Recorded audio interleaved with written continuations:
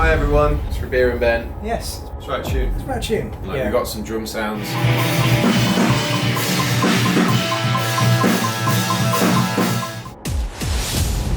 Started messing around with some riffs. This is hard as shit. 5 hours later, we've got another song. I'm happy with that.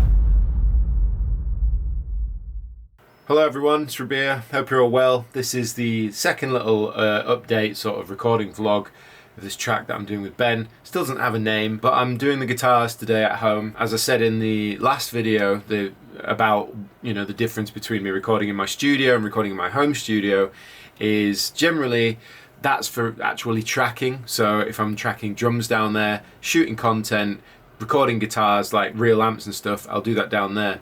But firstly, I mix in this room. It feels really good to sit in here and mix. I really like using the space for that.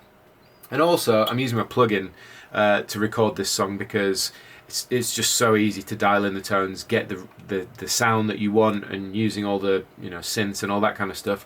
It's just nice to be able to do that in the comfort of this room where I've already got the drums sat in a sort of mix ready position. As I said it in other videos as well, like if I was gonna set up an analog rig to achieve the tones that I'm getting out of the plugin, it would take me a long time, particularly when I'm trying to jump between different tones all the time, whether it's like a heavy tone, an ambient tone, a weird sort of synthy, weird sounding tone. Like it would take a while to rewire all that, get the sound right, reposition mics, do all that kind of stuff. So that's the general reason why I use the plugin for a lot of this kind of stuff. Like I did with Nomads, I'll be doing this, I did it with the Totemist as well. So that's basically what's going on. This song was written and recorded, well, this song was written in baritone because I figured it'd be cool to do something in baritone for a change. So I'm actually using the trusty Gretsch. This is the Electromatic. I did a video on this ages ago, actually, when I got sent it. It's an absolutely immense guitar, 500 quid, ridiculous, but that's not the point. Sounds really good for heavy tones, as I did in my video. So, and I actually think it's inspired a lot of other guitarists to use this guitar in heavy music, Loathe being one of them. It's just a hunch, I don't know, could have had it before, but who knows. Anyway, I'm going to be recording with this guitar, and the only other baritone guitars that I've got are my Chapman baritones, so I'll probably use that to double up the other side. It'd be great to have a Music Man baritone. We will see what happens there. But in the time being, I'm going to be using this, and I don't like to use one guitar for everything. I like to use two different guitars because they sound different. I like to blend them together.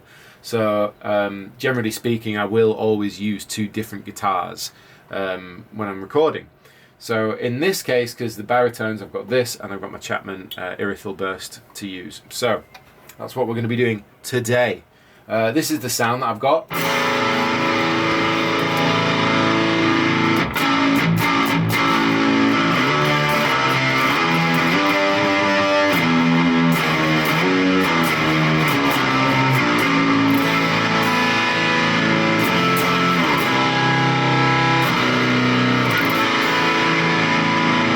So it's pretty dirty.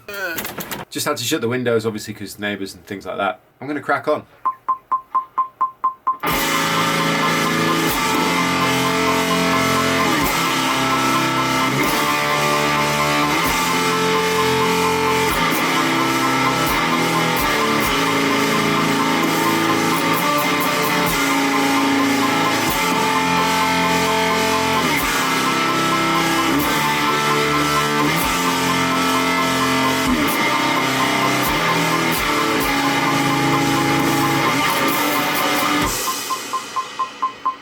That's the idea, and my thought process behind it is that's going to be the bed of the wall of sound, and on top I'm going to add lots of nice layers and stuff. But it's like that's the opening part of the song. So when it kicks in, I just want it to be like in your face, just a wall. I'll probably do some sort of intro that's sort of tempting it in, and then it'll just kick in really heavily. So we'll see how that goes, but that's the general idea. Just going to track that and see what happens. See what happens, man. It's also worth saying that, to save CPU when you're doing this kind of stuff, like you can end up running a hell of a lot of instances of any plugin, whether it's an archetype or it's whatever you use, for your guitar. And I've found in the past that sometimes I ended up with like 20 different tracks of my plugin, which is hardcore, and it really pushes your computer. You need a really powerful computer to do it. So instead of doing that nowadays, I run standalone and I route it into my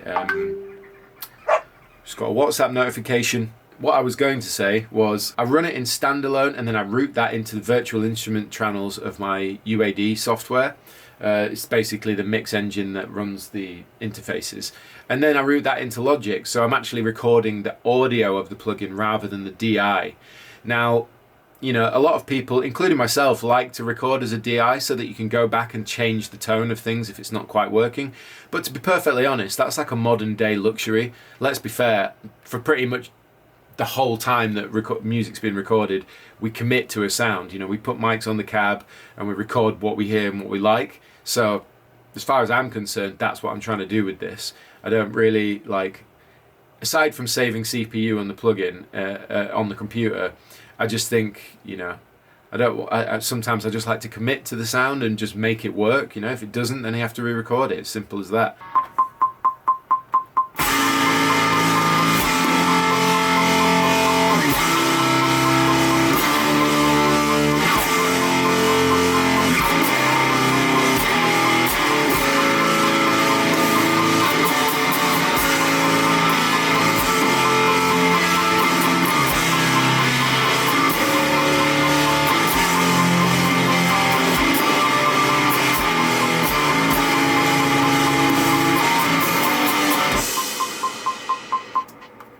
Well, that was shit. Onward! So there's like a random like frantic section in the middle of this tune, and I'm feeling that kind of like Opeth-y thing. So I'm trying to come up with a riff that I can't randomly put down on the day, but didn't have a lot of movement, so I'm trying to add more movement to it. It's one of those things where you end up looping the same bit over and over and over again, and then you finally come up with something that sounds right. So this is kind of where I've got to.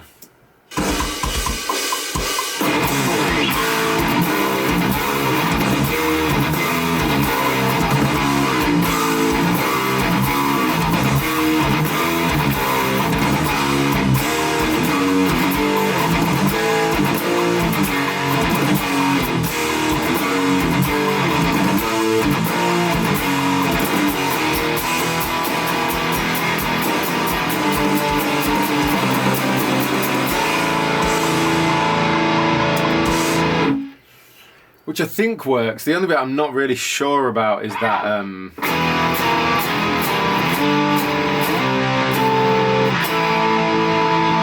it sounds right in terms of to my ear, like the way it leads into that going back here. That's home, so it's like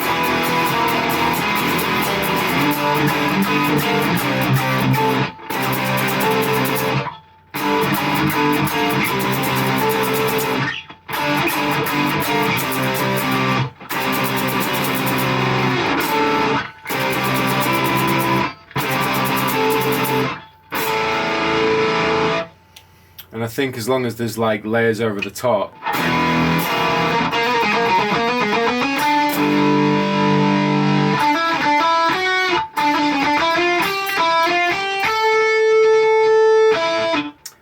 do you know what I mean?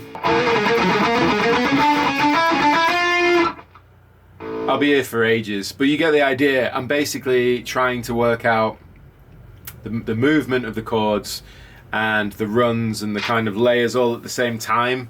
It's never ending, but it's fun. It's really fun.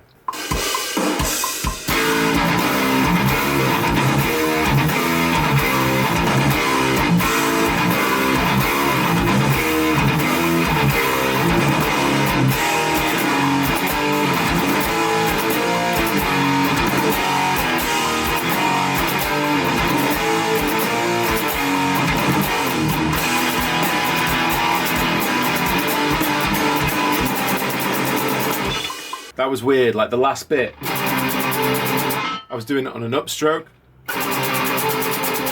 It was like, what is going on? What I generally do when I'm recording is I record 2 or 3 takes, get the best one, and then if there's any little imperfections or whatever, I'll just comp it out of the other bits if it's there. If not, then I'll just retrack it.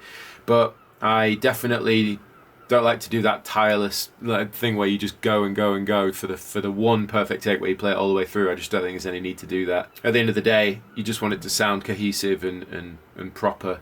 And sometimes you do a pretty much 99% perfect take, and then you just need to grab that little bit extra from somewhere else. So that's generally what I do. So I've done all the heavy guitars on the Gretsch, and now I'm using the Irreful Burst baritone, and I'm working on a heavy section.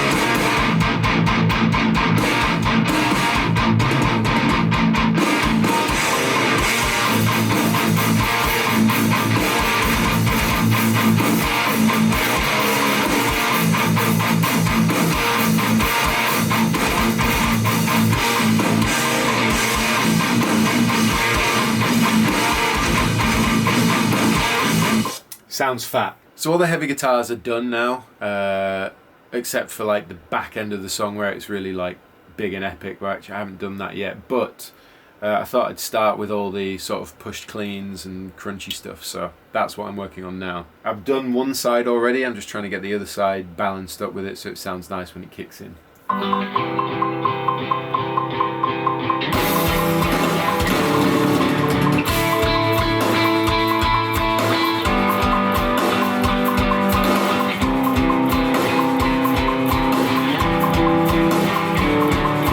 Okay, so all the guitars are done, the rhythm guitars and the clean guitars and everything. It's been a long day. You can tell by the more chilled out timbre of my voice. It's been good. I'm really happy with how it's sounding, so I'm going to try and get the bass down. Just do a bunch of bass tracks, and yeah, then we've got the kind of core instruments in, and then we can start adding all the fun stuff afterwards. So for this, because I'm using the baritone guitars, I'm going to use my thumb, my 5-string Beast. Absolutely love this thing, so sick. This is the bass tone I've got.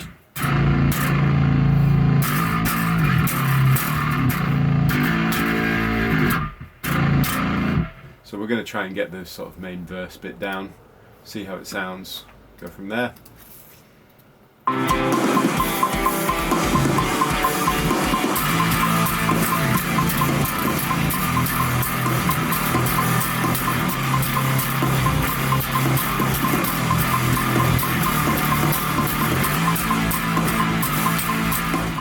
Have a listen to that.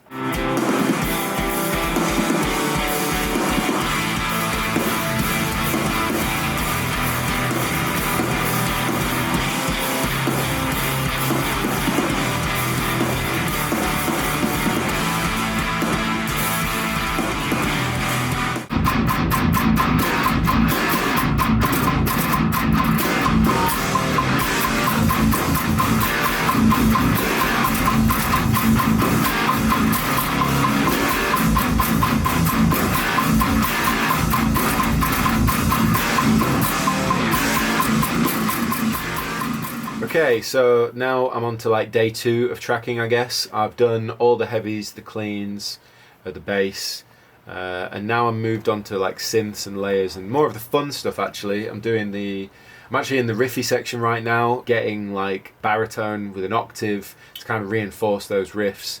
I tried using like my glitched riffs preset like I did in Nomads that has the synth and the guitar amp kind of blended together, which has been really useful for that track.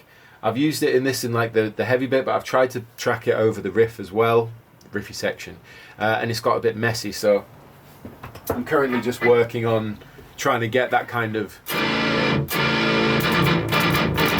an octave tone that also kind of thickens everything up, but it's still got chugs because it's quite a sort of tight section. So currently working on that. Still quite chuggy. Anyway, I'll play you some of it. Things like layers that just heighten the section. So for example, this section.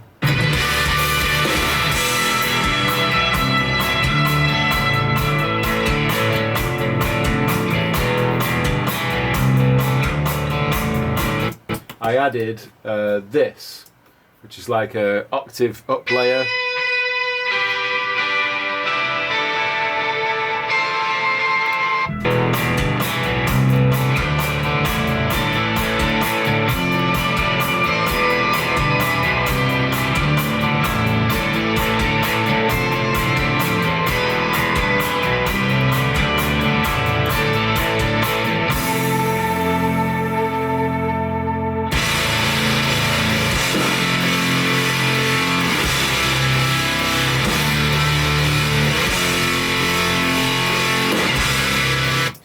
And then what I also did was, it's really hard using the mouse in my left hand even though I'm left-handed. I got this thickener which is using the Glitched Riffs preset. This is kind of how it sounds on its own.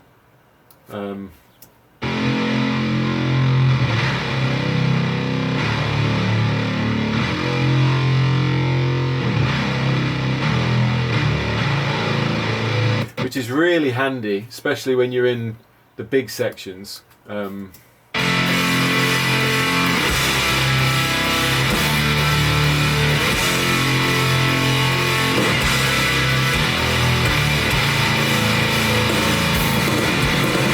But I'm wondering whether it sounds better using more of a traditional octave guitar tone. Because it'll just give a little bit more string definition. So in any case, I'm working on the riffy section now.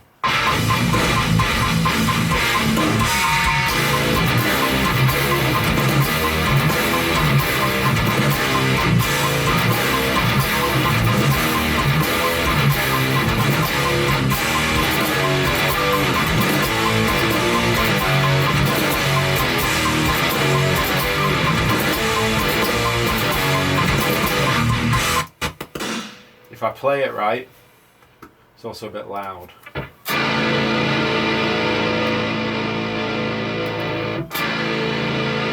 I usually try and track everything around -9 so that when you add like compression, whatever else, you've got a bit of headroom to play with. Other thing that's worth pointing out is when you do octave layers, I used to like to do one octave layer up the middle, but it can sound a little less wide, so I've been double tracking and hard panning those now to see how fat that sounds.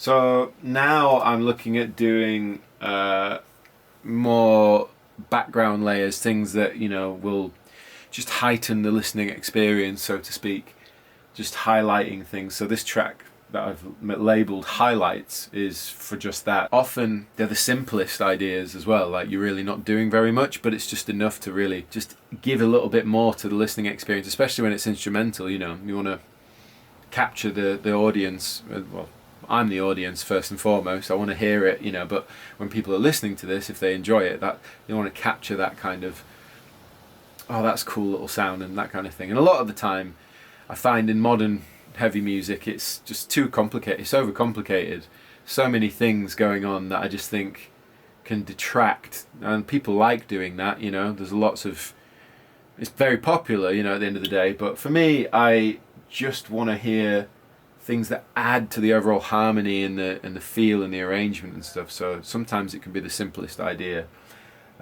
Anyway, so that's what I'm currently working on.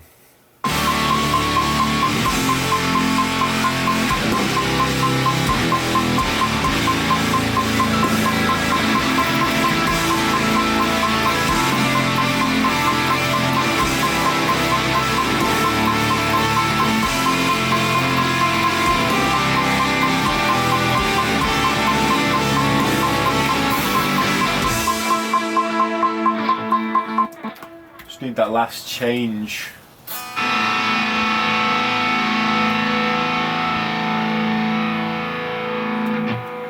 This is where the doubler, again, not to constantly plug the plug-in, but this is where the doubler comes in really handy, because you only need to record one track and it's nicely spread across the stereo field, and it's just really nice for that.